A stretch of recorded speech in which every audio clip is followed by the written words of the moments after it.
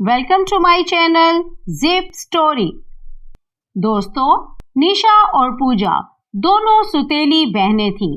दोनों दिखने में बहुत ही सुंदर थीं, लेकिन दोनों का स्वभाव बिल्कुल एक दूसरे से विपरीत था। पूजा बहुत ही सुलझी हुई और संस्कारी थी, वहीं निशा घमंडी और आलसी थी। हालांकि लता पूजा की सौतेली माँ थी, लेकिन लता ने निशा और पूजा के बीच कभी फर्क नहीं किया। वो दोनों को एक समान प्यार करती थी। पूजा दिन भर घर के कामों में लगी रहती, वहीं निशा सारा दिन बस सोती रहती थी। एक दिन की बात है। अरे, कब तक सोती रहेगी? उठ जा, देख दिन चढ़ गया है। मैं तो तंग आ गई हूँ तुझसे। क्या है माँ, थोड़ी देर सोने भी नहीं देती। थोड़ी देर सोने दो ना। कितना अच्छा सपना देख रही थी, नींद से जगा दिया। कुछ सीख ले अपनी बहन पूजा से। बेचारी सुबह से अकेली घर के कामों में लगी हुई है, और तू है जो सारा दिन बस सोती रहती है या फिर फोन में लगी रहती है। माँ, मुझसे नहीं होता घर का काम, आप जाओ, मुझे सोने दो। ये कहकर निशा चादर ऊपर करके सो गई। पता नहीं इसकी आदत कब सुधरेगी। ससुराल में जाएगी तब इसकी अकल ठिकाने आएगी। लता रसोई में चली गई, जहां पूजा खाना बनाने की तैयारी कर रही थी। पूजा बिटिया, चली जा, थोड़ी देर आराम कर ले। खाना मैं बना लूंगी, सुबह से काम करते करते थक गई होगी। नहीं माँ, आपकी तबीयत ठीक नहीं रहती। खाना तो बनाना है ना, तो मैं बना लूंगी। तू मेरा कितना ध्यान रखती है। लगता है मैंने पिछले जन्म में कुछ अच्छे काम किए होंगे, जो इस जन्म में तू मुझे मिली। तू मेरी अपनी बेटी से ज्यादा मेरी सेवा करती है। माँ, अच्छा आप ये बताइए, आज खाने में क्या बनाऊं? जो आपका मन करेगा वो बना लूंगी। मैं तो निशा से बहुत दुखी हो गई हूँ। ना समय पर उठती है, ना घर का कोई काम करती है। ऐसे कैसे चलेगा? कल को ससुराल जाएगी तो सास ताने मार मार कर जीना मुश्किल कर देगी। माँ, तुम चिंता मत करो, मैं निशा को समझाऊंगी। देखना, एक दिन वो अपनी आदत सुधार लेगी। अच्छा, तुम अपने कमरे में जाकर आराम करो, मैं खाना बनाकर लाती हूँ। पूजा ने निशा को कई बार समझाने की कोशिश की, लेकिन निशा ने कभी उसे सीधे मुंह बात तक नहीं की।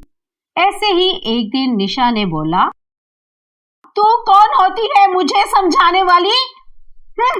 मेरा जो मन करेगा मैं वही करूंगी। अब तू जा, मुझे डिस्टर्ब मत कर। निशा, तू क्या कह रही है? आखिर मैं तेरी बड़ी बहन हूँ। हाँ, लेकिन तू है तो सौतेली ना। तभी वहां लता आई और बोली, निशा, ये तू क्या कह रही है?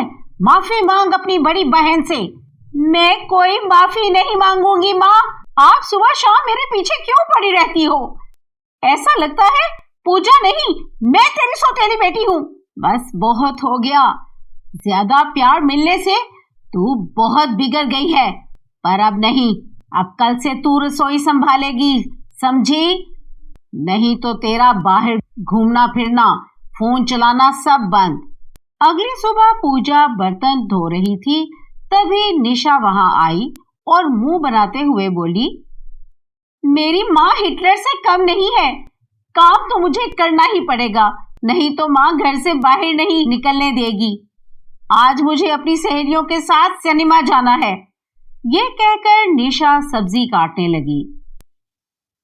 लाओ निशा, मैं तुम्हारी सब्जी काटने में मदद कर देती हूँ। रहने दो, मैं कर लूंगी। आई बड़ी माँ की चमची। पूजा ने बड़ी मुश्किल से सब्जियां काटी और चुपचाप बिना बताए घर से बाहर चली गई। थोड़ी देर बाद लता रसोई में आई और पूजा से बोली, पूजा बिटिया, निशा कहीं दिखाई नहीं दे रही। माँ, अभी तो रसोई में थी, शायद अपने कमरे में गई होगी। अरे मैं उसके कमरे से आ रही हूँ, वो कमरे में नहीं है। लगता है बिना बताए अपनी सहेलियों के साथ घूमने निकल गई है। आने दे आज उसे, आज उसकी अच्छी खबर दूंगी। रहने दो माँ, क्यों उसके पीछे पड़ी रहती हो? धीरे धीरे सब सीख जाएगी। हाय, मुझे तो उसकी बहुत चिंता हो रही है। ससुराल जाने के बाद इसका क्या होगा? आप बेकार में ही चिंता कर रही हो। निशा दिल से बहुत अच्छी है, देख लेना, ससुराल जाके सबका दिल जीत लेगी। पूजा, तू हमेशा निशा की तरफदारी करती हो और निशा है जो हमेशा तुम्हें भला बुरा कह देती है। माँ, निशा जैसी भी है मेरी बहन है। निशा शाम को अपने घर वापस लौट कर आती है। लता उसे देखते ही बोली, आ गई मैडम, घर का काम किए बिना कहाँ चली गई थी? माँ, अभी मैं काफी थक गई हूँ, मैं अपने कमरे में सोने जा रही हूँ। ये कहकर निशा अपने कमरे में चली गई। लता ने अपने दिल में सोचा, अब पानी सर से ऊपर जा रहा है, मुझे कल ही पंडित जी से मिलकर बात करनी होगी। फिर अगले दिन लता ने पंडित जी से मिलकर पूजा और निशा के रिश्ते की बात की। निशा और पूजा का रिश्ता एक ही घर में तय हुआ। परिवार बहुत अच्छा था।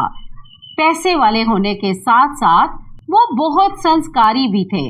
बड़े भाई विक्रम की शादी पूजा से होने वाली थी और छोटे भाई रवि के लिए निशा को